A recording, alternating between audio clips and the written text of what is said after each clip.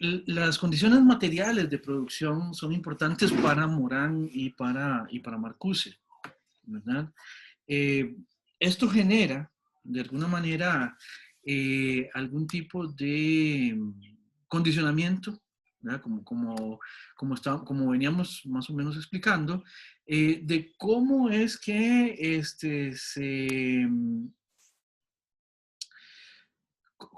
cómo es que las condiciones de producción, ¿verdad? De alguna manera tiñen, por decirlo de una manera tal vez mal y rápido, ¿verdad? Las condiciones de producción afectan, perfilan las formas de hacer de alguna manera. Vamos a ver. El desarrollo industrial para Morán es importante por esto, ¿verdad? Hay un incremento en el nivel de vida.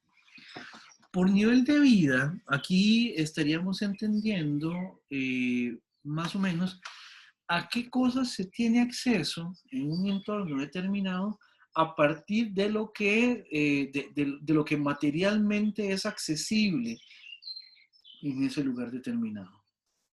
Vean que esto también genera no solo formas de hacer, sino también formas simbólicas de autorreferencia, en el sentido de que, por ejemplo, nosotros que estamos en Centroamérica, en América Latina, que somos países no desarrollados, etcétera, etcétera,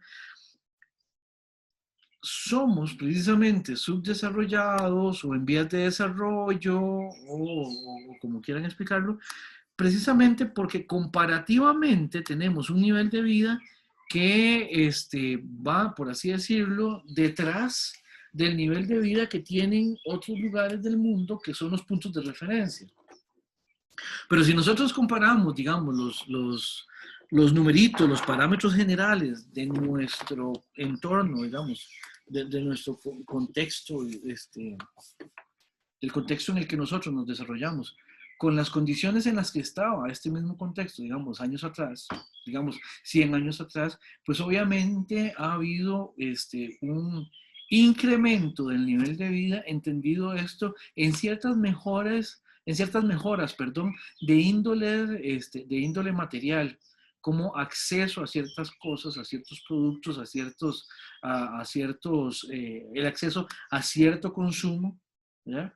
Que va desde cosas tan necesarias como medicamentos hasta cosas tan no necesarias como el consumo suntuoso. ¿Ya? O sea, vamos a ver, o sea, uno acá en Costa Rica pasa de la preocupación por si se está produciendo lo suficiente como para generar niveles de empleo más o menos adecuados, y esto lo digo sin pandemia, con pandemia también, eso está todavía más profundizada esa preocupación, pero pasa por un lado por ver si hay lo suficiente para producir más o menos ingreso para todo el mundo, y por otro lado sabemos que por ahí andan carros como Maseratis o Bentleys o cosas por el estilo que son básicamente consumo suntuoso, ¿verdad?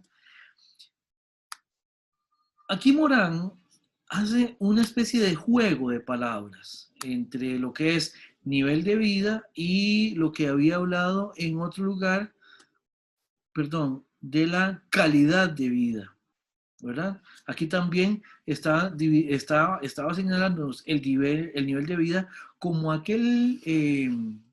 como aquel entorno, digamos, a partir del cual se define la civilización en términos materiales.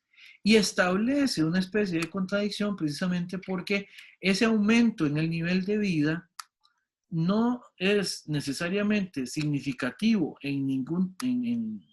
no significa absolutamente nada necesariamente en relación con la satisfacción de las necesidades efectivas de la gente, ¿verdad? Eh, Sin embargo, cada vez tenemos acceso a más cosas, a más chunches, ¿verdad? Los ejemplos que vienen a colación fácilmente, que se le corren a uno, es, por ejemplo, desde Walmart hasta PriceMart, hasta lo que es compras en línea, gracias a Amazon, cosas por el estilo, ¿ya? interesante también resaltar que la preocupación a propósito de lo que sobra, de lo que es necesario, de lo que es imprescindible, es una preocupación que nos ha acompañado desde hace muchísimo tiempo. Diógenes el Cínico es un exquisito ejemplo de cómo el acceso a ciertos bienes materiales se puede pensar de manera alternativa. Y está la vieja y conocida anécdota de Sócrates al frente del mercado de Atenas diciendo, mira qué montón de cosas que no necesito. Y hoy en día estamos muy probablemente más inundados de cosas que efectivamente uno no necesita. De alguna manera ya lo decíamos en la clase pasada. Esto trae un montón de presiones, un montón de presiones. Algunas las vimos con Han en esta dirección. ¿Por qué? Veníamos hablando de que hay un aceleramiento de la vida, también una hiperdemandabilidad, digamos, de los logros, de aquello de lo que se consigue, digamos, por medio de lo que se podría entender como una vida productiva, entre comillas, digamos. Y es esta degradación interior. ¿Por qué? Porque Morán lo que intenta señalar y lo que está tratando de dejar patente en esta parte del texto es que ese nivel de vida no se identifica con calidad de vida. Más bien actualmente hay muchas propuestas, hay algún tipo de reflexiones que más bien lo que argumentan es que para aumentar la calidad de vida, incluso habría que pasar por renunciar a algo de ese nivel de vida que se ha incrementado últimamente. O sea, vamos a ver, ¿de qué sirve? Una pregunta que uno puede hacerse, ¿de qué sirve en una sociedad como la nuestra potenciar la longevidad si a lo que llega uno es a estar condenado simplemente a convalecer no de la mejor manera?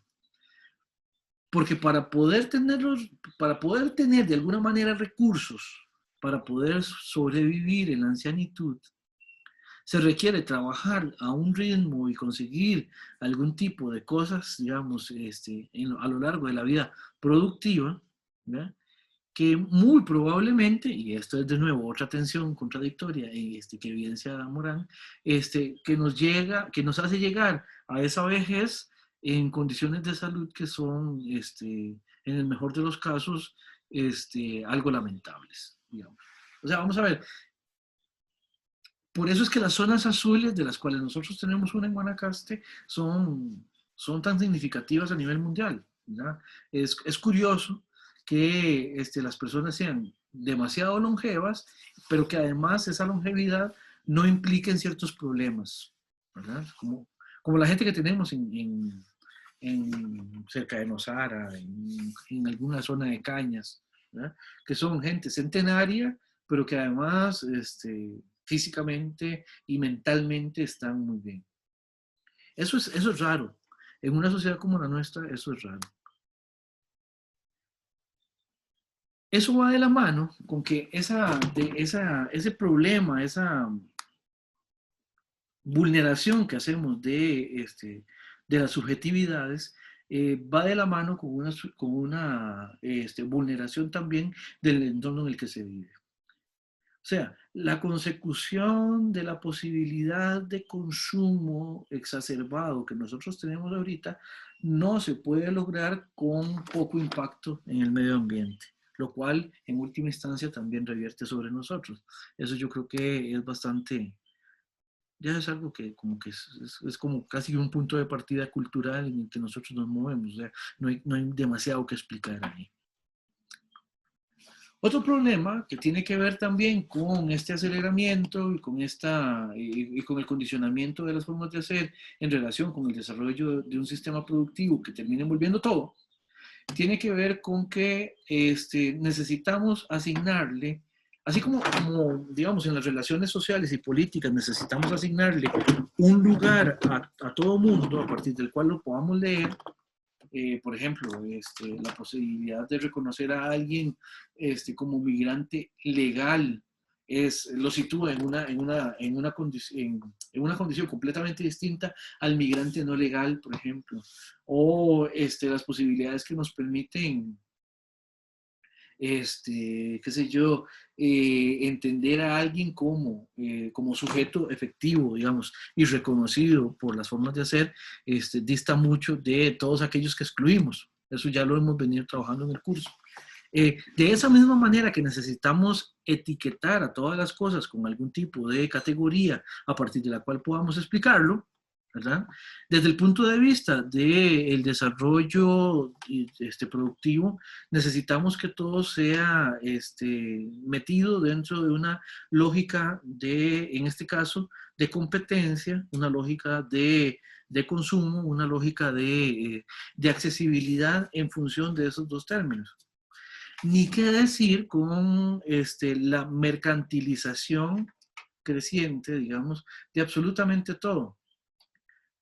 Ahí lo puse como que todo tiene que volverse competitivo. O sea, todo tiene que tener características tales que lo podamos agregar o que lo podamos involucrar dentro de una, una posible adecuación, digamos, una posible integración a nuestros esquemas operativos, a nuestros esquemas, a nuestros esquemas también de consumo, que es de lo que hemos venido hablando realmente. Lo que no es competente en ese sentido, lo que no es también efectivo para meterlo dentro de esas categorías, se termina sacrificando con suma facilidad. Con suma facilidad, ¿verdad? Tal vez uno de los ejemplos que nosotros tenemos a propósito de las preocupaciones pandémicas es, por ejemplo, cómo los productos culturales evidencian lo vulnerables que son ya ante el embate de cualquier tipo de problemas. O sea, nosotros seguimos considerando los productos culturales como un mero postre. Es algo que consumimos, es algo que producimos, es algo que generamos una vez que ya lo que de verdad importa ha sido solventado, por decirlo de alguna manera. Y eso, por ejemplo, en este año se evidenció de terrible y triste manera con, por ejemplo, el presupuesto para cultura. Imagino que ustedes se habrán dado cuenta de eso. ¿Por qué? Porque los bienes culturales cuesta mucho. O son bienes que han costado mucho convertirlos en competitivos, por lo menos en su generalidad, porque es evidente que hay ciertos productos culturales que más bien son sumamente redituables y esos ya se convierten en otra cosa completamente. Veamos en ese sentido también la anomia de la que hablábamos en la clase pasada, también se convierte en el hecho de que terminamos interactuando en función de lugares que son no lugares, en función de sujetos que son no sujetos, o sea, son sujetos y de individuos que no son individuos, porque son en última instancia meros receptáculos, digamos, o meras partes de una máquina, como habría dicho, como habría hecho la metáfora de Thoreau, ¿verdad? Meros ejes de funcionamiento dentro de un entorno que opera por encima de las necesidades particulares de cada quien. Esto de los no lugares es bastante curioso. Vean, por ejemplo, que los lugares de interacción terminan complexificándose mucho. Por ejemplo, hoy en día nosotros fácilmente generamos lugares o los lugares que generamos los convertimos en mega lugares. Por ejemplo, las iglesias ahora son mega iglesias. Ya una de las discusiones a propósito de los protocolos pandémicos era de qué sentido tenía restringir el ingreso de personas a 75 solamente, siendo que son iglesias en las cuales caben 3.000, 4.000 personas. O sea, bien se podría subir muchísimo la cantidad de aforo que se le permite a una iglesia como esas, sin que tan siquiera sea peligroso el quebrantar el distanciamiento mínimo que también se recomienda. Esto de las mega iglesias es un fenómeno muy interesante. En América Latina se relaciona mucho con todas estas mega iglesias que tiene que ver con el surgimiento del impulso que ha tenido también los protestantes, especialmente pentecostales, en los últimos años. Porque esto es un fenómeno curioso, porque ahora la función que cumple una iglesia es muy distinta a la que tenía en otro momento. Por ejemplo, la idea de la iglesia de localidad, la idea de parroquia, ¿verdad? Se ve completamente dejada de lado cuando la iglesia tiene 3.000 miembros, por ejemplo. ¿Ya? ¿Por qué? Porque la iglesia parroquial, la congregación parroquial, genera algo que no puede generar un lugar de encuentro de 3.000 personas, que es la comunidad. ¿Ya? Para bien o para mal, en una parroquia más pequeña, pues, insisto, para bien o para mal, todo el mundo se conoce y de alguna manera todo el mundo termina interactuando. Las relaciones, incluso las relaciones productivas que hay o que se generan a partir de ese entorno posibilitado dentro de esa comunidad, son muchísimo más cercanas, muchísimo más personalizadas que lo que se puede generar, digamos, en una iglesia que no atiende a una comunidad, sino que lo que atiende es a un determinado número de personas que pueden trasladarse de diferentes comunidades a un centro de encuentro que termina no vinculándolos especialmente. La escuela misma también es un ejemplo que ha variado de ejercer una función comunitaria, y voy a decirlo así, y una función comunitarizante, ¿verdad? A una función que es muy distinta. Les pongo un ejemplo. Bueno, en algún momento yo estuve yendo a Pavas, al colegio Goethe, a los fines de semana. ¿Verdad? Resulta que en el colegio Goethe, los fines de semana, en aquel entonces, nos llamaba mucho la atención de que estaba lleno de chiquillos. Y estaban llenos de chiquillos que iban a usar las instalaciones, la cancha de básquet, la piscina, había mucho bulilla ahí, patinando y jugando y todo esto.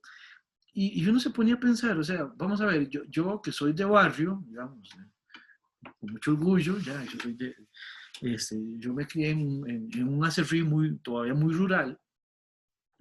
Yo me acuerdo que una de las cosas que caracterizaba a la escuela es que la escuela se cerraba el fin de semana y que eso estaba bien. Ya, o sea, a mi generación no nos hacía demasiada gracia que nos convocaran a alguna actividad en la escuela un fin de semana. Eso no estaba bien, eso no era justo, digamos. ¿Verdad? Y sin embargo, cuando me tocó ir los fines de semana al Humboldt, ¿verdad? Me llamaba la atención de que los chiquillos iban ahí. Y en algún momento llegábamos a hacer una hipótesis explicativa y era que muy probablemente estos chiquillos les abrían el colegio porque realmente los fines de semana se quedaban bastante aburridillos en sus casas, no porque en los lugares a donde estas personas viven, no porque en esos lugares no hubiera lugares de esparcimiento, digamos, en la generalidad, digamos, probablemente por el perfil, digamos, de la escuela que eran personas que muy probablemente habrían tenido acceso a esos recursos. Sin embargo, lo que no tenían acceso estos chamacos en sus casas era a la cercanía con sus amigos. La escuela, en ese sentido, digamos, se convertía en un lugar de uso para otros fines, precisamente porque ya el tipo de comunidad que se genera con los amigos con los que uno estudia, uno no se los encuentra fuera de ese lugar que es el pretexto para verse, que es en este caso el centro educativo. Como les decía, antes cuando las escuelas respondían a las necesidades de una comunidad, para bien o para mal, eran lugares a donde se construía comunidad. Uno iba para la escuela, por ejemplo, yo soy de una generación a la que no le tocó buseta.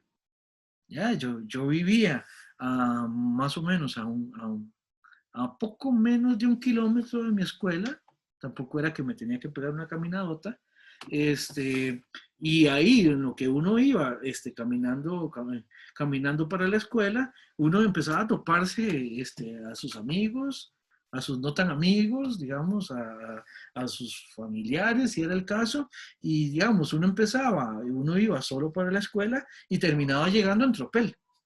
Ya solo eso generaba comunidad.